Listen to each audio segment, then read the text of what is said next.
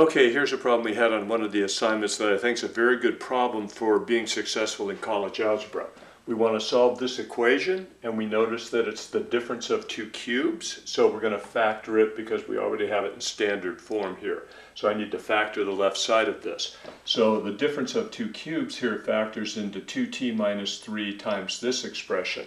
Now, how do people that factor this correctly know how to do this? They've memorized the formula for factoring the difference of two cubes, and they've practiced it enough to where they can do this factoring right here. So if you're not at that point, you've got to be at that point in order to solve a question like this. Okay, so once I have these two factors right here, then I set this factor equal to 0. That tells me that t is equal to 3/2. And when I set this factor equal to 0, I realize that it's not going to factor itself, so I need to use the quadratic formula. Now, if by chance you think that this factor is right here, go ahead and take those two factors you think it has, multiply them back out. You'll see you won't get this right here. So I need to use the quadratic formula, so I put the numbers in according to the quadratic formula.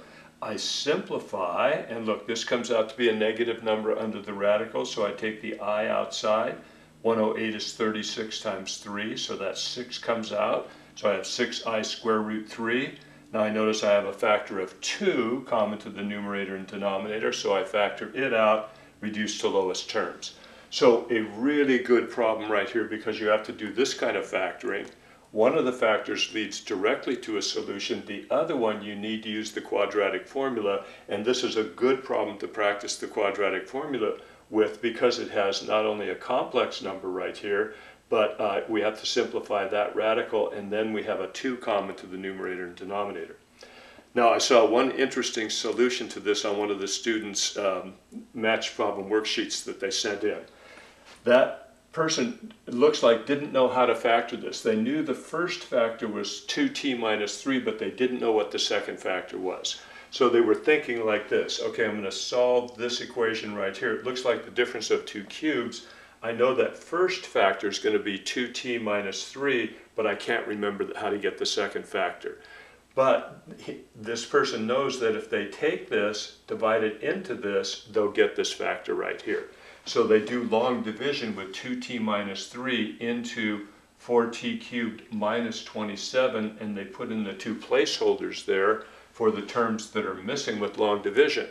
So when I do that long division, I ask myself, what expression do I multiply 2t by to get 4t cubed?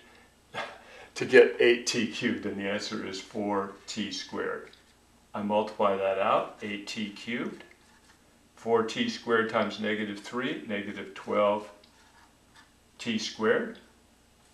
I change that sign and add, 12t squared. Bring down the next term, plus 0t. What do I multiply 2t by to get 12t squared? And the answer is 6t. So I multiply 6t times 2t, I get 12t squared. 6t times negative 3, negative 18t. And then I change the signs and add, I get 18t minus 27. What do I multiply times 2t in order to end up with 18t? And the answer is going to be 9. So 9 times 2t is 18t. 9 times 3 is negative 27. I change the signs and add, I get 0. So there, that second factor right there will pop out when I do this long division, 2t minus 3 into the t cubed minus 27. So you can see there's that second factor. Now this person could just put that factor in there, go ahead and solve it just like we did right here. So I think this, plus understanding what this student is doing right here with this long division, one problem done two different ways, a really good practice for those of you that want to take a college algebra class at the school you're going to and being successful.